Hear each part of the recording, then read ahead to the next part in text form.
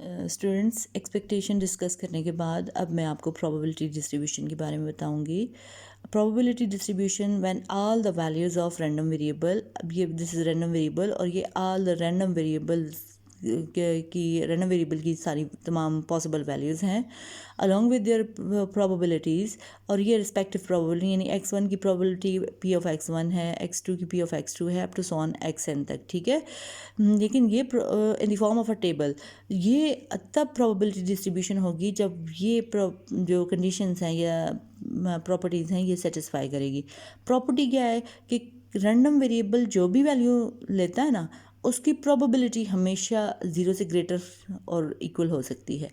दूसरी बात ये कि जो किसी भी पॉइंट की प्रोबेबिलिटी है वो ज़ीरो और वन में लाया करेगी। मीन ज़ीरो से कम नहीं हो सकती, कम होगी तो नेगेटिव प्रोबेबिलिटी नेगेटिव नहीं होती, वन से ज़्यादा नहीं हो सकती क्योंकि टोटल प्रोबेबिलिटी वन की इक्वलेंट होती है। थर्ड जो वेरी इंपॉर्टेंट है जिस पे चेक किया जाता है, sum of P of X I one की इक्वलेंट होगा, हमेशा याद रखें। इस पे हम चेकिंग करते हैं, ये थर्ड वाली पे, ठीक है, कि ये अगर सेटिस्फाई हो तो इसका मतलब है ये दो सेटिस्फाई ही होती हैं। हम एक्स वेरिएबल है, उसकी वैल्यूज़ हैं, प्रोबेबिलिटी हैं, हम प्रोबेबिलिटी का सम लेंगे, वो वन की इक्वलेंट आता है तो ये प्रोबेबिलिटी डिस्ट्रीब्यूशन है, अदरवाइज़ नहीं है, ठीक है। एग्जांपल देख लेते हैं बेटे। एग्जांपल में वैसा है टॉसिंग ऑफ टू कॉइन्स। हमारे पास जो कॉइन है, टॉसिंग ऑफ टू कॉइन्स जो है ये एक्सपेरिमेंट है, लेकिन इसे हम रैंडमली रिपीट कर सकते हैं। सो ये रैंडम एक्सपेरिमेंट की, तो इसमें हम डिफ़ाइन करेंगे। अब सबसे जो इम्पोर्टेंट चीज़ होती है वो पहले आपके पास सैम्पल स्पेस आनी चाहिए। आप tossing of two fair coins जो हैं उनकी सैम्पल स्पेस बना लें, ये 4 पॉइंट्स आपको मिलते हैं। अब इसमें रैंडम वेरिएबल के लिए हम फंक्शन डिफ़ाइन करेंगे। नंबर ऑफ़ टेल, मैंने यहाँ पे नंबर ऑफ़ टेल जो है वो फंक्शन डिफ़ाइन किया है। अब देखें, मैंने आपको पहले भी बताया था कि जो फंक्शन है उसको आप सैम्पल स्पेस में चेक करें, नंबर ऑफ़ टेल को सैम्पल स्पेस की आउटकम्स में चेक करें। यहाँ पे कितनी टेल्स हैं, ज़ीरो, यहाँ कितनी है, वन, ये वन, और ये कितनी है, टू हैं। तो अब ये जो ज़ीरो है ये कितने टाइम्स आ रहा है, वन टाइम आ रहा है ना, फेवरेबल चांस जो है वो वन हो गया इसके लिए, लेकिन आउट ऑफ कितना, फोर, सो 1/4 इसकी प्रोबेबिलिटी होगी। अब हेड के लिए देख, ये हेड एंड टेल में देख लें, टेल कित आ रहा है, वन टाइम आ रहा है, दूसरे जो थर्ड आउटकम है उसमें भी टेल वन टाइम आ रहा है। सो यहाँ पे देखें 1/4 टाइम ये एक दफ़ा आ रहा है, 1/4, तो दोनों अगर इसकी फेवरेबल चांसेस देखें 1 + 1 2 है, और आउट ऑफ 4 यानी 2 टाइम्स वन टेल आता है। अब थर्ड देखो, टेल वो 2 टाइम्स आ रहा है, लेकिन ये पॉसिबल सिर्फ वन टाइम ही है कि 2 टेल्स एक दफ़ा ही आ सकती हैं, और वो भी ये आउट ऑफ 4 में से। सो ये प्रोबेबिलिटीज़ होगी। अब कंडीशंस को ज़रा देख लेते हैं। पी ऑफ एक्स आई यानी लेट आई मैं कहूँ कि 1 है, तो 1 पे ज़रा चेक करें, प्रोबेबिलिटी क्या है, 2/4, इसका मतलब 1/2 0.5। अब 0 से ग्रेटर है ना, ठीक है, पॉजिटिव है, ग्रेटर है। तो सेकंड देख लेते हैं, 0 is less than P of X I less than 1। अब किसी भी पॉइंट पे मैं चेक कर लेती हूँ, या सारों पे चेक करके बता देती हूँ। जब ज़ीरो होगा तो 1/4 मीन 0.25 है, 1 होगा तो 0.5 है, 2 होगा तो 0.25 है। अब ये देखें 2.05 है तो 0 और 1 के बीच में लाई कर रही है, ये भी 0 और 1 के बीच में लाई कर रही है, और ये भी 0 और 1 के बीच में। थर्ड देख लेते हैं कि सम ऑफ पी ऑफ एक्स आई जो है 1 के इक्वलेंट होगा। 0.25 + 0.5 + 0.25 इज इक्वल टू सम करें तो 1 के इक्वलेंट आते हैं। जब ये प्रॉपर्टीज सेटिस्फाई होंगी, अगर ये ना भी करें ना आप, लेकिन ये वाली ये थर्ड प्रॉपर्टी आप सेटिस्फाई करेंगे, ये ठीक है, तो अगर ये 1 की इक्वलेंट आती है तो इसका मतलब है ये पीडीएफ है। सही है जी, ऐसे आप शो करेंगे कि ये पीडीएफ है कि नहीं है। चलें, और ये याद रखिएगा टेबुलर फॉर्म प्रोबेबिलिटी डिस्ट्रीब्यूशन की ये है, the values of random variable along with their respective probabilities, ठीक है जी।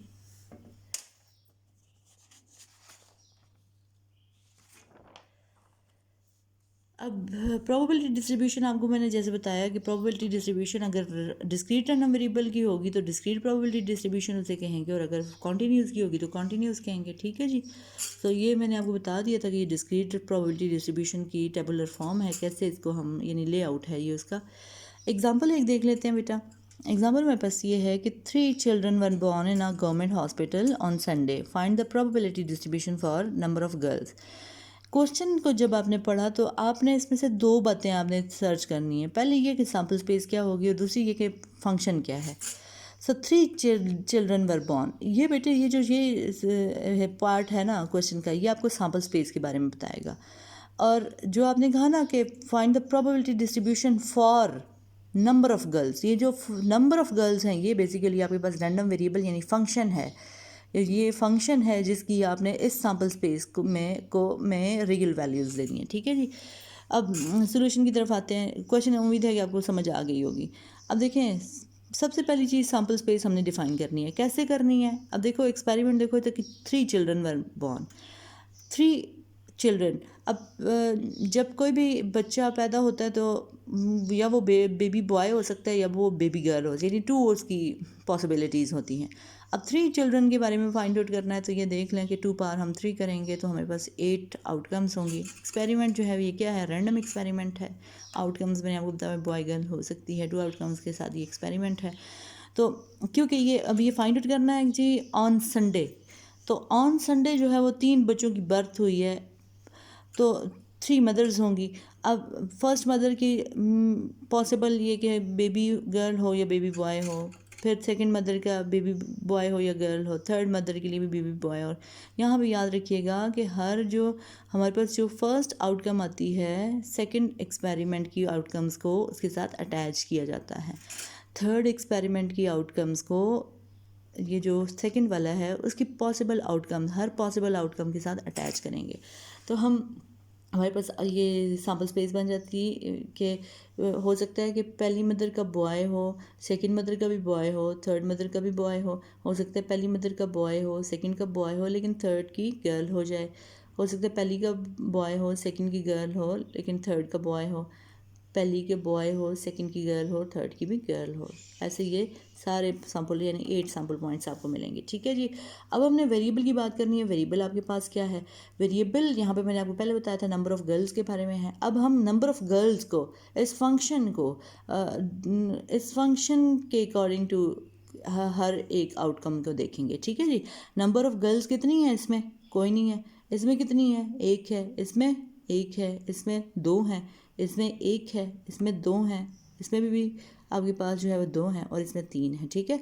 अब आपने काउंट कर लेना है कि आपके पास मिनिमम वैल्यू क्या आई थी? 0 आई थी, उसके बाद 1 आई थी, उसके बाद 2 और फिर 3। अब आपने देखना है 0 कितने टाइम्स आई, तो ये देखो 1 टाइम आई है। 1 कितने टाइम्स आई है? 1 2 ये 3 टाइम्स आई है। 2 कितने टाइम्स आई है? 1 2 3 टाइम्स आई है। 3 कितने टाइम्स आई है? 1 टाइम आई है। आउट ऑफ 8 में से ये प्रोबेबिलिटी डिस्ट्रीब्यूशन आपने बना ली। ठीक है जी। जब प्रोबेबिलिटी डिस्ट्रीब्यूशन बना ली तो आपने चेक करना है कि हर एक एक्स आई जो है वो 0 से ग्रेटर है कि नहीं। तो आप देख लें ये 0.125 है, 0.375 है, ये भी 3/8 है तो 0.375 होगा, ये 1/8 है 0.125 होगा। अब दूसरी बात ये चेक कर लो कि ये 0 और 1 में ला कर रही है, बिल्कुल कर रही है जी, 0 से बड़ी है और 1 से छोटी है। ठीक है।